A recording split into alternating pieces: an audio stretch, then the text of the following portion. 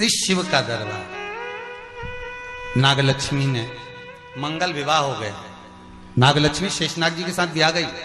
एक दिन शेषनाग जी नागलक्ष्मी के साथ में भ्रमण कर रहे थे, दोनों घूम रहे थे। लक्ष्मी जी ने देख लिया। लक्ष्मी जी ने नागलक्ष्मी को देखा तो नागलक्ष्मी ने पूछा कि ये कौन है तुम्हारे साथ में? मेरे पति है शेषनाग। ओहो ठीक। नाग नागिन का जोड़ा ही ऐसा होता है, पति जाए तो पत्नी बदला लेती है, पत्नी जाए तो पति बदला लेता है। इसलिए हिंदू धर्म की रीति है, गाड़ी के नीचे हाथ में किसी भी रूप में अगर आपसे सर्प मरा है, सर्प की हत्या हुई है, या आपने किसी के द्वारा सर्प पकड़ाकर छुड़वा भी दिया है, तो निवेदन रहता है चांदी का एक नाग नागिन छोटा सा बनाकर, छोटा सा उसको शक्कर के कलश में रखकर बांधकर शिव मंदिर में रखकर आ जाइए। उसको दे दो शिव बाबा को कि अब हमारी तरफ से हमने हाजिरी लगा दी, हमसे दुख, हमसे गलती हुई, हम क्षमा चाहते हैं। गलती मनुष्य से होती है, मानव से होती है, हो गई गलती, अब आपको साधन है। स्वप्न में अगर सांप दिख रहा है, स्वप्न में सर्प नजर आ रहा है, पान का पत्ता, तांबुल पान का पत्ता, उस पान के पत्ते पर एक लाल चंदन से सर्प बना और सर्प बनाकर उसका शिव मंदिर में स्पर्श कराकर बहते पानी में छोड़कर आ जाइए। सर्प दिखना बंद, स्वप्न में कभी नहीं दिख सकता। सर्प का घर में सर्प आ रहा है, आस्तिक मुनि का स्मरण करिए। 5 लौंग, एक नाग नागिन का जोड़ा छोटा सा, किसी भी स्थान पर ईशान कोण के अंतर्गत उसको थोड़ा सा खड्डा खोदकर 5 लौंग के साथ नाग नागिन के जोड़े को दबा दीजिए, मिट्टी डाल दीजिए। घर में जब नाग नागिन का जोड़ा आप दबाएं तब आस्तिक मुनि का नाम लेकर दबाएं, मां मनसा का नाम लेकर दबाएं, जो नागों की बहन है। उस मनसा देवी का स्मरण कर कर उसको डाल दी। आज भी हमारे यहाँ हिंदू धर्म नीति है, जब पहला कॉलम नए मकान का पहला कॉलम जब भराता है, उसमें तांबे के कलश में नाग नागिन रखकर, कमलगट्टा रखकर, अमरबेल रखकर, थोड़ी सी सरसों रखकर उसका पूजन कर कर पहले कॉलम के अंदर, जो पहला कॉलम भराएगा गड्ढे का, पहला जो सरिया रखाता है, कॉलम भराता है, वास्तु पूजन के हिसाब से उसमें रखा जाता है। और वो तो वो उसके रखने के बाद भी जब मकान का मुहूर्त होता है तो वास्तु पूजन में नाग नागिन का जोड़ा रखाता है, वो भी उस मकान में कहीं ईशान के अंतर्गत उसको दबाया जाता है। उसको भी इसलिए कह देते हैं यहाँ पत्थर मत लगाना, यहाँ टाइल्स मत लगाना। पंडित जी से पूछोगे तो ब्राह्मण बता देगा इस जगह पर टाइल्स ना लगाइए, इस जगह पर पत्थर ना लगाइए, यहाँ पर वो गोला रखा जाएगा, यहाँ पर वो नाग नागिन का जोड़ा रखाएगा वास्तु पूजन के बाद। 4 लोहे की कील, नागफणी कील, वास्तु पूजन में चारों मकान में चारों तरफ लगाई जाती है। क्यों लगाते हैं? कि कोई दोष हुआ हो, कोई जीव यहां रहता हो, सर्प का निवास हो, अगर मकान बनाने में टूट गया हो, किसी का मन दुखा हो, तो वो मन ना दुखे। क्षमा याचना, परम आभूषण है क्षमा मांग लेना, परम आभूषण। गलती करो तो क्षमा मांगने में देरी ना करो। हो गई गलती, हो क्षमा है, हम क्षमा मांगो। हे शंकर, हे शंभु, हे त्रिकालदर्शी, हे कैलाशी, हे अविनाशी, क्षमा कर दीजिए, गलती हो गई। तेरा ही दिया मैंने खा। पंचमी, चाहे वो शुक्ल पक्ष की हो, चाहे वो कृष्ण पक्ष की।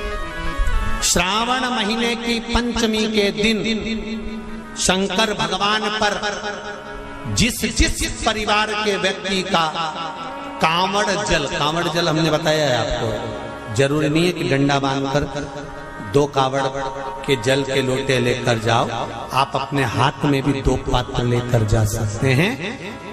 पंचमी तिथि के दिन हाथ में 2 लोटे जल के, 2 कलश जल के जब हम शंकर भगवान को चढ़ाते हैं तो ऊपर जो कमंडल होता है शिव जी के ऊपर जलधारी होती है, जिसमें जया, विषहरा, शामली, बारी, दौतली और देव, शंकर भगवान की 5 बेटियां जिसमें विराजमान होती हैं। जब हम जल समर्पित करते हैं हमारे पीढ़ी में, परिवार में अगर कोई अधोगति में मर गया होता है, कुंवारी अवस्था में चले गया होता है, गर्भ में मर गया होता है, गर्भ के बाहर निकल कर भी अगर कुंवारी अवस्था में चले गया होता है, तो श्रावण महीने की दोनों पंचमी पर परिवार का अगर कोई एक व्यक्ति भी जल चढ़ा देता है शंकर भगवान पर, तो सर्प की योनि में नहीं पड़ता, जीव मुक्त हो जाता, प्रेत योनि में सर्प की योनि से मुक्त हो जाता।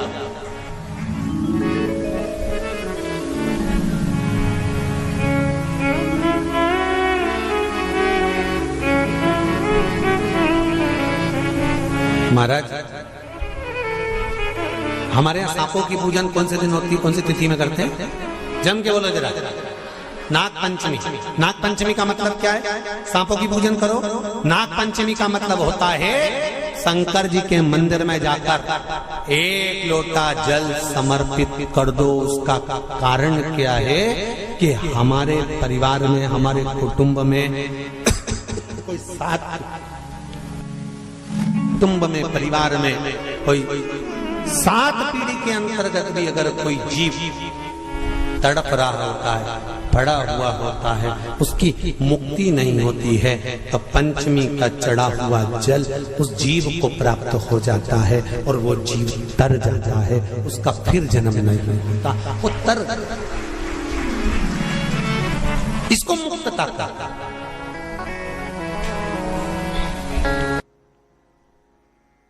मिलकर जो करा जाता है उसका एक आनंद ही दूसरा होता है। एक अकेला दूध पदार्थ को अपन ग्रहण कर लो, एक प्रसन्न। तीसरे नंबर पर भगवान विष्णु।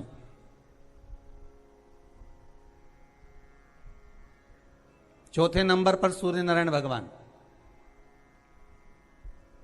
भास्कर देव। और 5वें नंबर पर है मां दुर्गा भवानी। शिव पंचायत में ये 5 हैं। आपके नगर में, आपके गांव में, आपके शहर में भगवान शंकर के परिवार का तो मंदिर होगा। शंकर भगवान के परिवार का मंदिर का दर्शन तो आप बारंबार करते होंगे। पार्वती जी भी होंगी, गणेश जी भी होंगे, कार्तिकेय भी होंगे, नंदी भी होंगे, शिव भी होंगे। ये भगवान शिव का परिवार है। पर भगवान शंकर का जो पंचायत है, भगवान शिव की जो पंचायत है, उसमें 5 ये अलग। कभी आप लोग उज्जैन जाएं महाकाल की नगरी में, तो महाकाल की नगरी में जब पहुंचे तो बाबा से विनय कर कर जाना कि बाबा हम महाकाल की नगरी में आए, ऐसी कृपा कर दो कि हमको शिव पंचायत का दर्शन हो जाए। महाकाल उज्जैन में एक मंदिर में, बाबा महाकाल के एक मंदिर के एक आनंद में पंचायत भगवान की विराजमान है, उसका भी दर्शन। जैसे दूध का कर्म अलग है, दही का कर्म अलग है, घृत का कर्म अलग है, शक्कर का कर्म अलग है, शहद का कर्म अलग है, उसी तरह हमारे देवताओं को भी एक एक अलग अलग क्रम बांटा गया कि आपको ये संभालना है। आप इस इंद्री के देवता हो, आपको मन पर विराजमान होना है, कि आपको नेत्र पर विराजमान होना है, कि आपको कहाँ भुजा पर विराजमान होना है, हस्त कमल पर, आपको कर्ण पर विराजमान होना है। जैसे गौ माता का एक फोटो आप लोग बार बार देखते होंगे। जितने लोग आस्था चैनल पर कथा सुन रहे हैं, जितने आप मोबाइल पर सुन रहे हो, फेसबुक यूट्यूब पर कथा सुन रहे हो, आपने गौ माता का एक फोटो देखा होगा, चित्र देखा होगा कि गौ माता के शरीर में कहां कहां कौन कौन से देवता विराजमान है।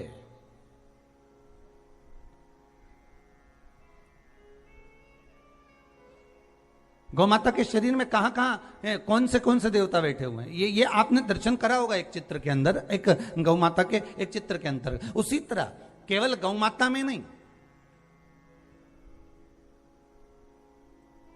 केवल एक अकेले गौ माता में नहीं, यहां तो शिव महापुराण की कथा कहती है, स्कंद पुराण कहती है, अग्नि पुराण कहती है,